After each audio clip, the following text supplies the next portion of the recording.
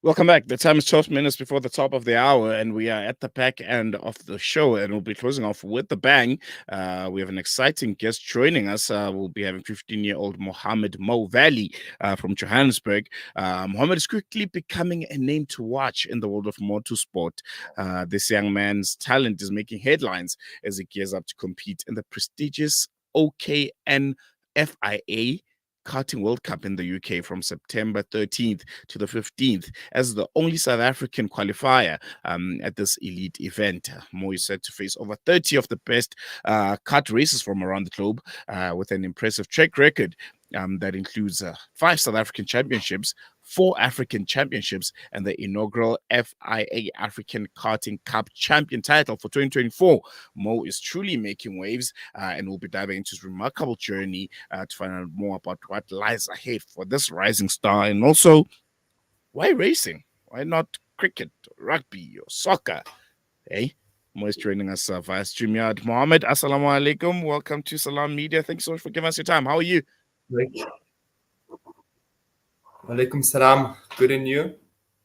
I'm well. Thanks, man. I think let's start there. I mean, racing, go-karting, your love for speed and for cars. Where did that all begin?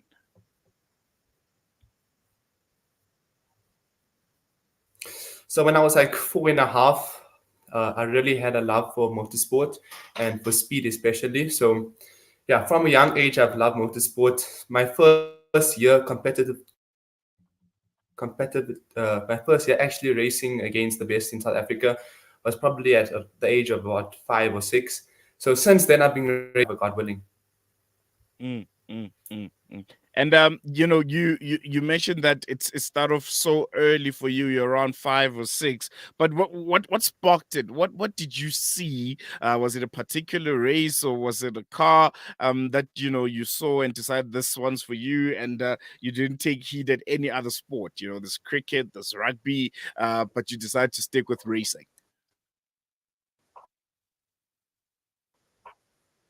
Yeah, so I think I've been passionate about racing since a really young age, and yeah, I really love speed. So yeah, so it's my dream, as I said, to get to Formula One and become the first.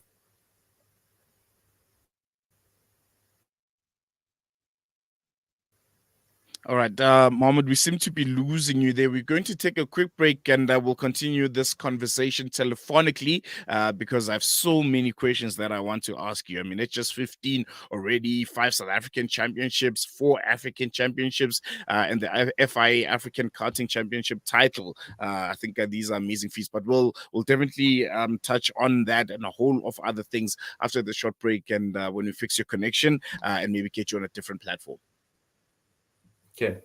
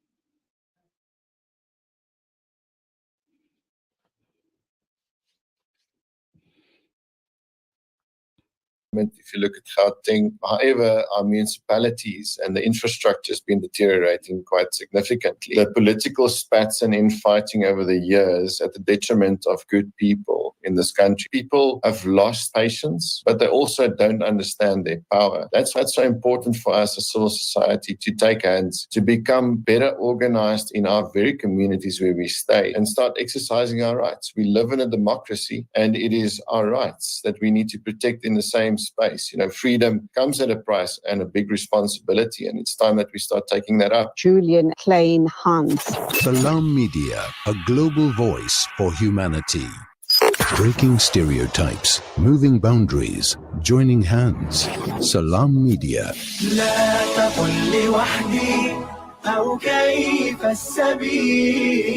Humanity sets the agenda.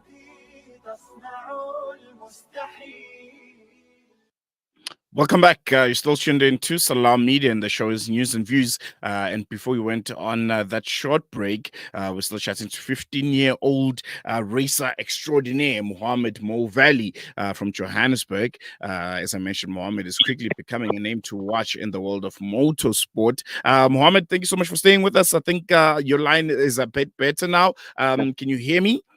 Yep, can you hear me?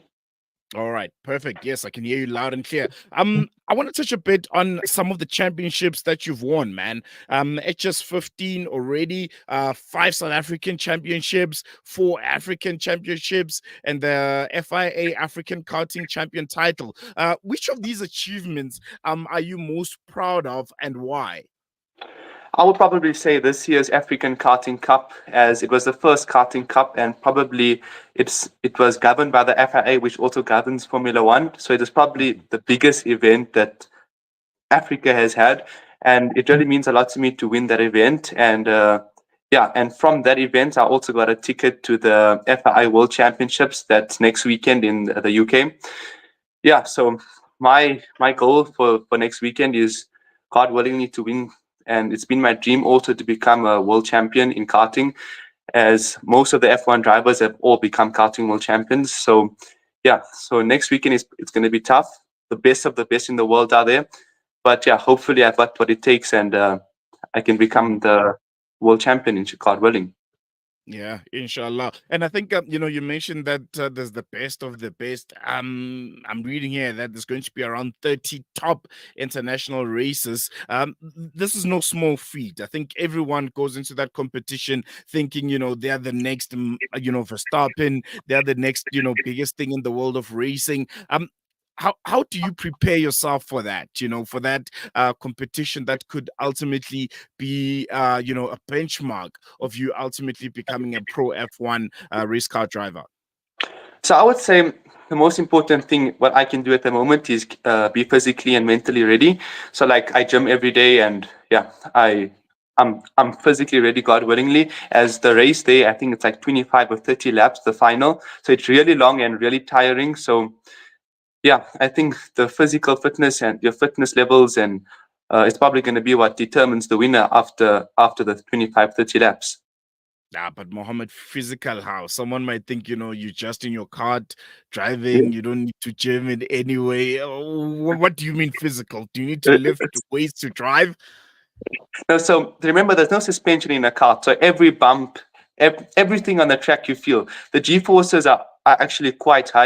You wouldn't really believe it, but the G forces are high. You're in a seat and the G forces are pushing you around. It's not like you're strapped into a Formula One seat where it doesn't affect. It affects you, but not as it. For me, I think in the kart it will affect you more. Like your neck, especially to go around those corners at such a fast speed, your neck needs to be really strong. And yeah. If there's one thing that's really standing out for me with this qualification is the fact that you're the only South African qualifier for the World Cup. What does it mean to you, to represent South Africa on a global stage? I think South African sports right now is at its highest. We're seeing South Africans win almost in every sphere when it comes to sport, left, right, and center. You have a champion coming out of South Africa. What does this mean to you, and how do you deal with the pressure to represent the country as passionate as South Africa when it comes to sport? So obviously I'm proudly South African, and so the pressure is going to be high, but I need to soak it up, God willingly. And I got pressure from all angles, and so everyone in the world will be watching that race. So hopefully, God willingly, I can put South Africa on the top, God willingly. Can you share a bit about your training routine? You mentioned about you have to go to the gym because it can be so physically straining on the body and the G forces. You don't have suspension on the car, so your training routine, how does that look like, and how do you try to merge that with your education, because you still have school to deal with, and then you're now at probably the highest level when it comes to go-karting? So I do homeschooling, so that really helps me a lot. So every day from about 4 to 5 or 5 to 6 around that time, I train. So it's basically not extreme training like lifting 20 kilos, or obviously you don't want so much muscle when you're racing, as it adds weight to the kart. And the lighter you are, obviously the faster you're going to be. So it's just to be, I would say, physically strong and prepared. It's not like you must have a six-pack or So you just train so that you're able to have endurance. Is that the main focus? Yep, 100%.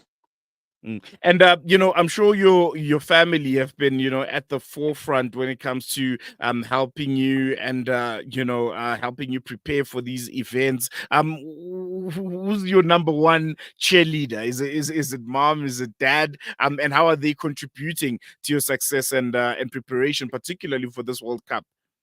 So I would say my whole family is really behind me, but the person that's behind me the most and travels with me all the time is probably my dad.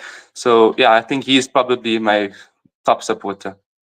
And what's the goal here? The World Cup is here. Realistically, obviously, I know you're going to say you want to win, but I'm sure there are some of the competitors that you're looking at and saying this one might be a problem. If you can just point that out, who are you looking at when it comes to this competition? Who you think might give you a problem, and how do you plan to counter them? There's always going to be.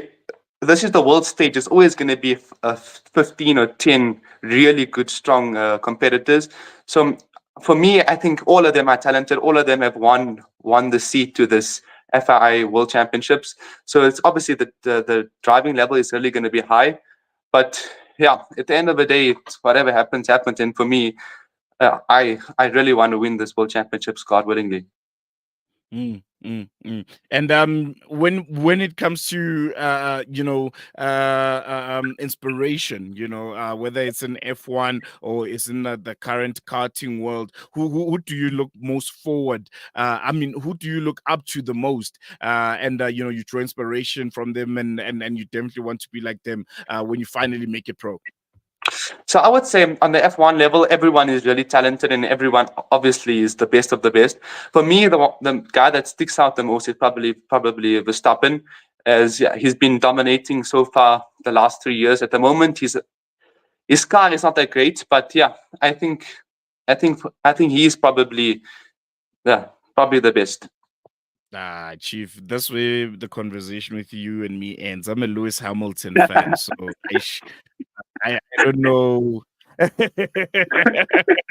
I don't know how to interact with you now going forward. Okay, But any Lewis is also really good. He's a 7-time world champion, so there's no way I can fault him in any way. He's yeah. obviously the best. But ultimately, what's the goal for you? You know, where do you see yourself in the next 10 years or, 5 years from now? Because I think F1 drivers are now even getting younger and younger Yeah. than we've ever seen before. So for me, God willingly, I want to get to Formula One. God willingly, obviously, it's not going to be easy, as everyone wants to get there. But I think God willingly, I'm on the road. God willingly, and in the next 3-4 years, God willingly, I'll be in Formula One. Definitely. I think it'll be really amazing to have a South African F1 driver. We haven't seen those in a while. And maybe, who knows, with you up there, they might bring F1 races back to South Africa and we can watch them live. What do you think about that? Yeah, so I think at the moment, F1 and the FI has to have a race in Africa. For me, South Africa, as I'm from South Africa, but in Africa, I think there's a need for a race. And just a message to a lot of South Africans who are wishing you well and want you to, come back home with the title. What would you like to say to them? Yeah, so keep praying for me, and God willingly, I'll bring the title back. God willingly. I mean, that was Mohammed Valley. Thank you so much. And I'll definitely be following your dad's social media because he's always posting, how you're doing and, some of the clips and pictures from your races. So I think we'll be following him and hopefully you'll be coming back home with the title. And good luck. Thanks. There you have it, Mohammed Valley. Tell that, he's going to be a very big thing in the world of F1, even with the interview. Think he has media training already. So I think, South Africa's future is in good hands. And we hope that, he's going to be one of those that make sure that F1 does come back to our shores. And we wish him all the best as he heads out to the World Cup as the only South African qualifier. So the only representative of South Africa on such a big global stage. So it'll be really interesting to watch his journey and, wishing him all the best. We're going to take a quick break. When we come back, news and views continues.